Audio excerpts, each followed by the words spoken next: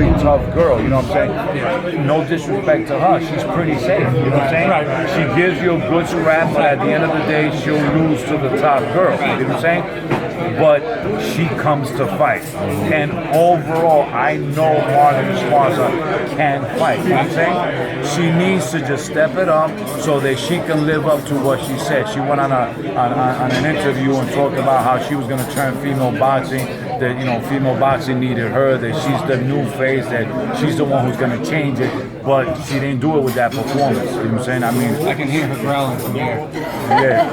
And that was you, right? Or was that my stomach? I don't know. I think it was your stomach. And there are the right kind of opponents out there that are qualified enough to take that kind of fight against Esparza? Yeah, I mean, of course. Listen, there's a girl who she went back and forth with, Ava Knight. She said when she was an amateur that they sparred and she beat her up, and then she went on to say that she'll make one fight as a pro, and she'll take on Ava Knight and knock her out. Ava Knight has been calling her out ever since. And with what I saw, she needs to stay away from Ava Knight. Ava Knight is the truth, you know what I'm saying? She's a multiple world champion. She's a road warrior, never really had a promoter, and she's fought everybody, you know what I'm saying? And I think that, you know, if Marlen wants to make a name for herself, she needs to really, really stay away from Ava Knight, unless she's the real deal. I hear you. Now, I got over here a little bit late, but Amanda, are you going to be fighting for another weight class? Yes, I'm dropping down to 118, so this will be my 5th division, and I'm stoked. I mean, I'm a little hangry right now, but, but it's all worth it in the end, you know, to be the first female to do so, to be the first Puerto Rican male or female to do so. You know, there's a lot riding on this fight, and I'm doing it for my whole island. I'm doing it for my team. This is just making history.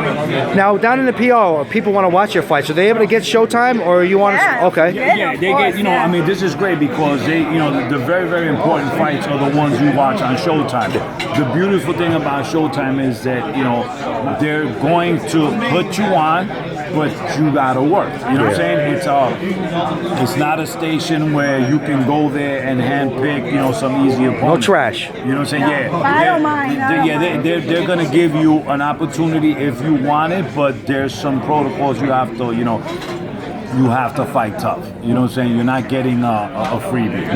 Now dropping down in weight, what y'all gonna do to prepare for, other than diet, like diet-wise, training-wise? What kind of things you're gonna be working on to make sure you feel comfortable at that weight? No, we don't do anything different. Just changing my diet a little bit. But he knows everything. He's been doing it for years. Yeah, you know, my thing is that, you know, the reason why, you know, we don't just set out, oh, we're gonna do.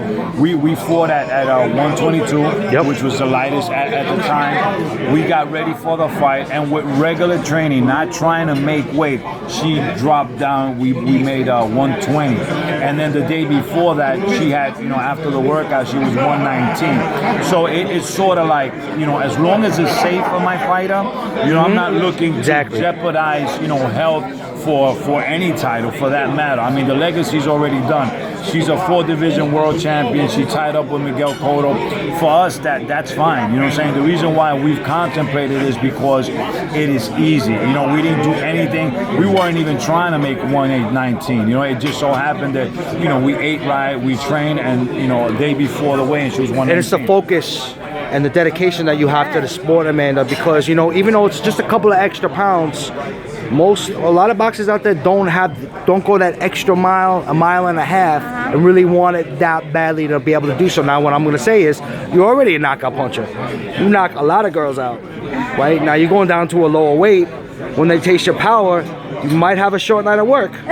I mean, you know, it's funny because that's the strategy. I mean, that's the way you're supposed to be. Amanda walks around at 130. Amanda's supposed to be fighting at 122. You know what I'm saying? Most fighters all do that. I definitely won't be 118 the night of the fight. Right. Make sure you rehydrate to a comfortable weight. Definitely. And like we talked before, right? You get paid whether the fight's 1 round or 10 rounds. You get paid the same, so you might as well get paid on the short night work, right? Faster the better for me. Yeah, you know, I mean, that's definitely the strategy. You know what I'm saying? You know, you always want the advantage for your fighter. You know what I'm saying? But, you know, if people are thinking like, oh my gosh, she's gonna drop down to 118, and they're looking at it like a health-wise, it might hurt her. But the truth of the matter is that that's probably the division she's supposed to be fighting, because she walks around 28, 29, 30, you know what I'm saying? When you're in shape, you should at least 10 pounds, you know, to get in shape. Last question, you'll be able to get some work in with Cindy. I was down at the sparring session a couple of months back at Mendez, and you're going in on each other. Yeah, no, you know what's great is that my sister has a fight. She's defending her title May 13th, and she's fighting a Mexican fighter. So Mexico, Puerto Rico again. So the sparring sessions are always intense, and we're working with each other, and we're running together, and we always push each other. So, you know, it's great. April 22nd, come out, see history. Thanks a lot for your time. Appreciate it. Appreciate you.